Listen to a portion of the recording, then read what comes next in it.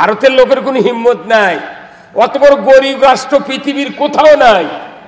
ভারতের মতো এত ফকিন্নি রাষ্ট্র, ওরা খালি চাপা দিয়া বিভিন্ন দেশের নেতারা ভারতকে পীর বানিয়ে আমাকে দমন করে রাখছিল। কিন্তু এক ডক্টর ইউনূসের হুঙ্কারে 1 ঘন্টার ভেতরে যদি ফারাক্কা বন্ধ করা না হয়, ভারতের বিরুদ্ধে যুদ্ধ ঘোষণা থাকলো। ঠেলার ছোটে বন্ধ করে দিয়েছে কথা কর। এর নাম বাংলাদেশ। বাংলাদেশের মধ্যে এত হকপন্থী লোক পৃথিবীর কোথাও নেই। বাংলাদেশের লোক দিয়ে সারা পৃথিবীর কলকারখানা, গার্মেন্টস, বিভিন্ন অফিস আদালত চলতেছে সারা পৃথিবীতে। লক্ষ লক্ষ লোক বাংলাদেশ থেকে বাহিরে আসে। সেই বাংলাদেশ আমরা পেয়েছি। আমরা কাউকে খাটো করব না। আমরা বাংলাদেশের মানুষ, কি ভাই কথা ঠিক কিনা? আমরা অনেক বক্তৃতা আজকে শুনলেন, আমরাও শুনেছি। আমার বক্তৃতা হবে বিকল্প বক্তৃতা, মানে অল্প কথা হবে, কাজ হবে বেশি। আমরা নামাজের বক্তৃতা শুনেছি, রোজার বক্তৃতা শুনেছি, পীরের খানকার বক্তৃতা শুনেছি, আলেম ওলামার বক্তৃতা শুনেছি, মসজিদ, মাদ্রাসা, দাড়ি, টুপি, উমরা, কোনো বক্তৃতা শোনা বাকি নাই। তারপরে দেশের শান্তি নাই। এখন বক্তৃতা সবচেয়ে জরুরি একটা বক্তৃতা, সেটা হলো ইসলামী রাষ্ট্রের সুফল আর ইসলামী রাষ্ট্র না থাকলে তার কুফল। কথা ঠিক কিনা? আমারই খুব দুঃখ হচ্ছিল, আল্লাহ যে বয়স হয়ে গেল, বাংলাদেশে কোরআনের রাজ দেখতে পাবো কি পাবো না, এই নিয়ে খুব দ্বিধাদ্বন্দ্ব ছিলাম। আপাতত বর্তমানে বোঝা যাচ্ছে কিছু কিছু মানুষ ইসলামের পক্ষে সকালবেলা উঠে কথা বলতেছে। আল্লাহ কেন বলতেছে? এটা আল্লাহ তাদের অন্তরের ভেতরে ফিলিংস চালু করে দিচ্ছে। ওই কোরআনের রাষ্ট্রের সেন্টার কে ধরে দিচ্ছে? আল্লাহ। আল্লাহ খালি বলছেন, একদল মুমিন নেককার লোক তোমরা জমিনে তৈরি হও, আমি আল্লাহ তোমাদের এই জমিনের কর্তৃত্ব তোমাদের হাতে দিয়ে দেব। আপনাদের দায়িত্ব একদল নেককার সলে বান্দা জমিনে তৈরি হতে হবে। বাংলাদেশে দীর্ঘ 84 বছর ধরে একদল লোক, এক শ্রেণীর লোক, তারা ইসলামের কথা বলে যাচ্ছে। বলতে বলতে বলতে বলতে দেখা গেল বাংলাদেশের বহু লোক ইসলামের আবহাওয়া গ্রহণ করেছে, কিন্তু রাষ্ট্রশক্তি না থাকার কারণে ওই ইসলামের স্বাদ আমরা দেখতে পাই না। কথা ঠিক কিনা? বগুড়া মিষ্টির দোকান আছে, আকবরিয়া দোকান আছে, এশিয়া দোকান আছে, কোয়ালিটি আছে না? কোয়ালিটির বক্তৃতা, এশিয়ার বক্তৃতা, আকবরিয়ার বক্তৃতা যদি এখানে দাঁড়িয়ে দাঁড়িয়ে 24 ঘন্টা দেওয়া হয়, যে মৌচাক মিষ্টি এইরকম, সাদা মিষ্টি এইরকম, সন্দেশ এইরকম, দই এইরকম, আপনাদের কি স্বাদ উপভোগ করা যাবে? যেরকম যাবে। কখন যাবে? যখন আপনাকে একটা মিষ্টি দেওয়া হবে, 1 চামচ দই যখন আপনার মুখে ঢুকানো হবে, তখন বুঝবেন এশিয়ার মিষ্টি কি, আকবরিয়ার কি, আর কোয়ালিটির কি। যে ইসলাম কোরআনে আছে, এই ইসলাম শোনার জিনিস নয়, দেখার জিনিস নয়, এটা উপভোগ করার জিনিস। এখন এই উপভোগ করতে গেলে আমাদেরকে কিছু শর্ত আদায় করতে হবে। আপনাদেরকে আমি পরীক্ষা করব। সবচেয়ে জরুরি হলো ইসলামী রাষ্ট্র কায়েম করা। ইসলামী রাষ্ট্র কায়েম না করলে কোনো মানুষের ইবাদত কবুল হবে না। তো অযথা এত মাদ্রাসা করে, মসজিদ করে, বক্তৃতা করে, তাফসীর করে, টুপি মাথার দিয়ে হজ করে, উমরা করে লাভ কি? এই কথা বল, কোন লাভ আছে? লাভ নাই। আমি আপনাদেরকে আয়াত দিয়ে, হাদিস দিয়ে বুঝে দেবো। আমরা সব দেখেছি, একটাবার ইসলাম দেখতে চাই। তো ইসলাম দেখার আগে রসুলের নেতৃত্ব আগে মেনে নিতে হবে। কার নেতৃত্ব? আমার দেশে যত জনপ্রতিনিধি আছে, মিম্বর থেকে শুরু করে সেই মন্ত্রী পর্যন্ত, প্রধানমন্ত্রী পর্যন্ত, এই নেতৃস্থানীয় লোকেরা যারা জনগণের ভোটে নির্বাচিত হন এই দেশে, এই নির্বাচিত সদস্যগুলি যদি রসুলকে আদর্শ রাষ্ট্রনায়ক হিসেবে যদি মেনে নিতে পারত, আমার দেশে চুরি হতো না। আওয়াজ ধীরে হলো কেন? বাংলাদেশে চুরি হোক কি চান? বাংলাদেশে জানা হতো না, বাংলাদেশে ধর্ষণ হতো না, বাংলাদেশে কোনো দুর্নীতি হতো না, বাংলাদেশে কোনো মসজিদের স্যান্ডেল চুরি হতো না। অসুবিধা কি আমাদের? রসুলকে আদর্শ নেতা হিসেবে, সফল রাষ্ট্রনায়ক হিসেবে না মানার কারণে আজকে আমাদের এই দুরবস্থা।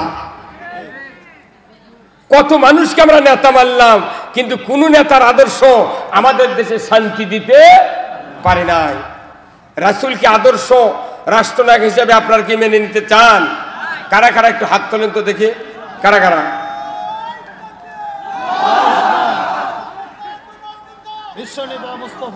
লিল্লাহে তাকবীর, নারায়ে তাকবীর, নারায়ে তাকবীর। আল কোরআনের আলো, আল কোরআনের আলো, কোরআন হাদিস যেখানে, দুনিয়ার মুসলিম, বাংলার মুসলিম, লিল্লাহে তাকবীর। এই কোরআন যতক্ষণ সংসদে না যাবে পৃথিবীর কোনো 1 ইঞ্চি জায়গায় শান্তি হতে পারে না। এই কথা কোনটা আপনারা হবে? আমাকে এত বক্তৃতা করা লাগবে কে? খালি কোরআন সংসদে পাইতে দরজা খুলে দিয়ে ঘুম পারবো। এই কোরআনের কথা না কয়া এই দেশে কত আলিম ওলামা ডানি বায়ে বিসিকেলতে তারা লাল পাকেটে চলে গেল। এই যে কুয়াকাটার হাফিজার, এই কথা কোন? এই যে তাহেরি আজাহারিকে বললো, মিজানুর রহমান আজারি ভাইকে বললো এটা জামাতের প্রোডাক্ট। তাহলে ওই যদি জামাতের প্রোডাক্ট হয়, তুই কার প্রোডাক্ট? কথা কর। তুই তাহলে ক আমি উমুকের প্রোডাক্ট, তুই হয় কারুর শয়তানের প্রোডাক্ট আর না কোন মানুষের প্রোডাক্ট তুই ক। কথা বলেন। এই হাতে গোনা মাত্র 4-5 জন বক্তা স্বৈরাচারীদের তলপি খায়া এই বাংলাদেশে মাহফিলের উপর আঘাত করতে সাহস পেয়েছই না তারা। এত বড় সাহস! বক্তা বক্তৃতা করলি মাউথপিস সরে দে বলে কানের পট্টি গরম করে দেব। আমরা তো খালি হুকুম দিতাম আর ওটি ভুড়ি বার করে ফেলে দিত। কিন্তু আমরা অত বড় অধৈর্য নই, আমরা ধৈর্যের সাথে মোকাবেলা করেছি। আমরা বলতে চাই সব বক্তৃতা হয়ে গেছে, আর করা যাবে না। ইসলামী রাষ্ট্র কারা কারা চান দুহাত তুলে দেখান, দেখান, নামান হাত। দেশ চলবে কোরআন দিয়ে, কথা ঠিক কিনা? এখন কোরআন কেন কায়েম করবেন? আসেন কোরআনের আয়াত থেকে আপনাদেরকে তর্জমা শোনাবো, কেন ইসলাম কায়েম করতে হবে এটা আপনাকে বুঝাবো। ভাইরা আমার, আল্লাহ রাব্বুল আলামিন সূরা আল মাইদার 8 নম্বর আয়াতে জলদগম্ভীর স্বরে মানুষগুলিকে জানিয়ে দিলেন, ইয়া আইয়ুহাল্লাযীনা আমানু কুনু কওয়ামিনা লিল্লাহি শুহাদা বিল কিসত ওয়ালা ইয়াজরিমান্নাকুম শানানু কওমিন আলা আল্লাহ তাদিলু ইদিলু হুয়া আকরাবু লিত্তাকওয়া আত্তাকুল্লাহ ইন্নাল্লাহা খাবীরুম বিমা তা'মালুন আল্লাযীনা আমানু ওয়া আমিলুস সলিহাতি লাহুম মাগফিরাতু ওয়া আজরুন আযীম। সূরা মাইদার 8 নম্বর আয়াত, 9 নম্বর আয়াত, 10 নম্বর আয়াত। আমার আল্লাহ বলেছেন, ও দুনিয়ার ইমানদারেরা, তোমরা ন্যায়ের সহিত সাক্ষ্য প্রদানকারী হও। কোন বিশেষ সম্প্রদায়ের শত্রুতা যেন তোমাদেরকে ন্যায় কায়েম করতে বাধা না দেয়। যদি বাধা দেয়, তোমরা ইদিলু ন্যায় বিচার করো, হুয়া আকরাবুলিত তাকওয়া। সবচেয়ে আল্লাহকে ভয় করে তারাই যারা ন্যায় বিচার কায়েম করে। ধরে আল্লাহু আকবার। ন্যায় বিচার কায়েম না করার কারণে কালামানিকের কি হলো? কথা কর। আমাদের দেশের যত মানুষের দুঃখ কষ্ট দিয়েছে, সব দুঃখ কষ্ট কালামানিকের কলার পাতা শুয়ে থাকা দেখে সব ওয়াসিল। কি ভাই মিজানুর ভাই, কিরে কাল তুই বিচারপতি, আজ তোর গলার গামছা করলো কে? আল্লাহ এনে দিয়েছে। শুধু ইসলামী রাষ্ট্র যদি থাকতো ওদের গলায় সোনার মালা পরানো হতো। ওরা বোঝে না শুধু ইসলামকে ঠেকানোর জন্য নমরুদ 40,000 মানুষকে হত্যা করেছিল, আর ফেরাউন করেছিল 80,000। শুধু ইব্রাহিম আসলেই ইসলাম জাগবে, ইসলাম বিজয় হবে, এই ভয়ে ইব্রাহিম আলাইহিস সালাম আসতে রাতে না পারে ফেরাউন নয় নমরুদ 40,000 মানুষ মারলো। মুসা আলাইহিস সালাম যাতে আসতে না পারে ফেরাউন 80,000 মারলো। আর আমার বাংলাদেশের এই স্বৈরাচারী সরকার 5 লক্ষ লোক মেরেছে। আবার যদি কোনো নবী আসতো এই পৃথিবীতে, তাহলে স্বর্ণাক্ষরে লেখা হতো কোরআনের আয়াত দিয়ে যে ফেরাউনের চেয়ে বড় ফেরাউন বাংলাদেশের প্রধানমন্ত্রী। এই তোরে বলেন না ঠিক?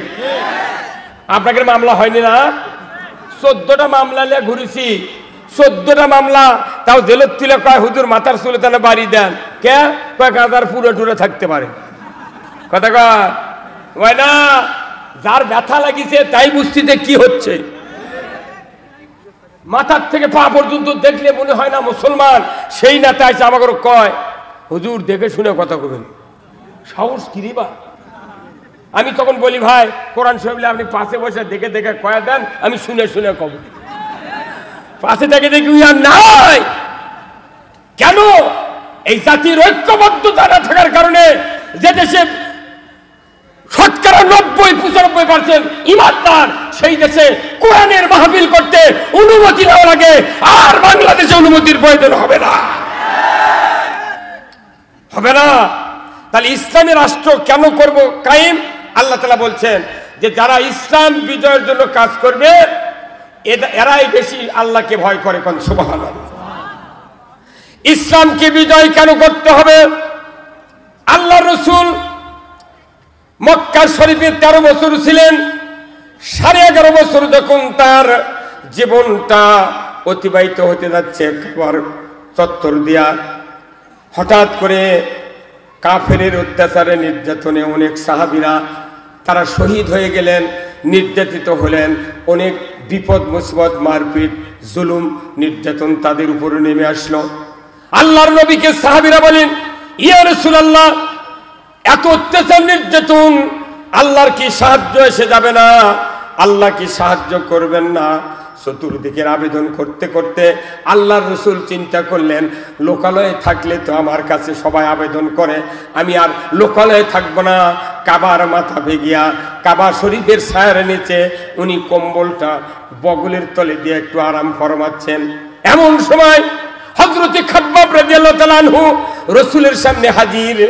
রাসূলকে বললেন, ইয়া রাসূলুল্লাহ, মাতা নাসরুল্লাহ, আল্লাহর সাহায্য কি আসবে না?